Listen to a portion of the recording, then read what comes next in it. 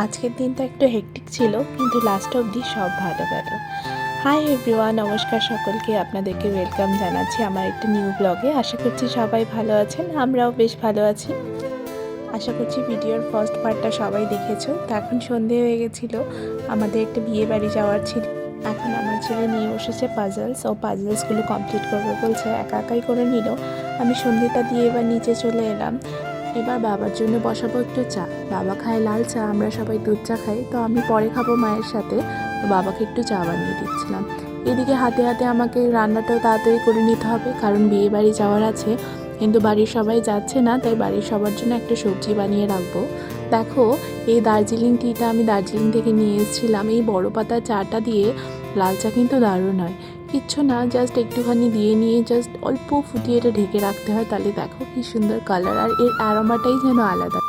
বাবা আবার দেখছি এদিকে অনেকগুলো বিস্কিট নিয়ে এসছে, তাই বাবার জন্য দুটো বিস্কিট বের করে উপরে নিয়ে গেলাম আমাদের রুমে। বাবা তার নাতির সাথে খেলছিল, আসতেই হামলা। এই যে দুটো বিস্কিট নিয়ে আসলাম, সেটাও নিয়ে নিল আমার ছেলে। তো এবার নিচে গিয়ে দেখছি আলুগুলো সিদ্ধ হয়ে গেছে, তো আলুগুলো ফটাফট ছিলে নিলাম। তো তোমাদেরকে আমি একটা রেসিপি দেখাবো, সিম্পল রেসিপি, জানি এটা সবাই নিশ্চয়ই করতে পারো, বাট আমি যেভাবে করি একটু দেখাচ্ছিলাম। ইলিশ মাছের মাথা ছিল বাড়িতে, তো সবচেয়ে শর্টকাটে যেটা হয় সেটা হলো আলুর রেসিপি। যে কোনো জিনিস আলু দিয়ে বানাও, একদম ফটাফট চটজলদি হয়ে যায়, তাই আমি আলুর রেসিপিটা বানাচ্ছিলাম। দেখো কড়াই গরম হয়ে গেছে, আমি কিন্তু আলুটা আগে ফ্রাই করে নিলাম। তারপরে ফোড়নে দিয়ে নিয়েছিলাম শুকনো লঙ্কা, তেজপাতা, জিরে আর কুচো করে রাখা পেঁয়াজ।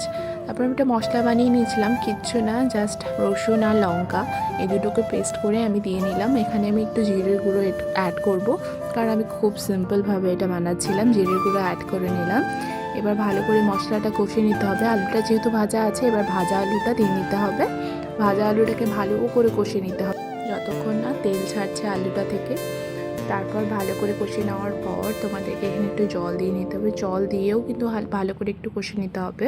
তারপর এখানে আমি সানরাইজের গরম মশলা অ্যাড করেছিলাম, আর লাস্টে জল দিয়ে ভালো করে ফোটানোর পরে একটু কুচনো ধনেপাতা দিয়ে নেবে সেন্টের জন্য। বাস তৈরি তোমাদের ইলিশ মাছ দিয়ে আলুর ঝোল বা আলুর তরকারি।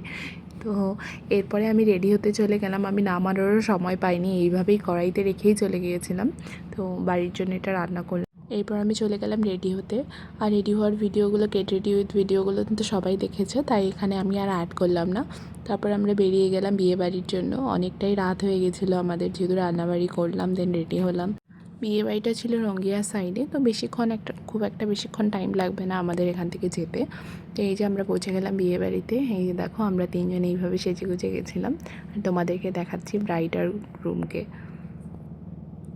ভিডিওটা ভালো লাগলে অবশ্যই করে একটা লাইক করে দেবেন, আর আমার চ্যানেলটাকে প্লিজ সাবস্ক্রাইব করে দেবেন। আবার দেখা হবে একটা নিউ ব্লগে। Bye bye.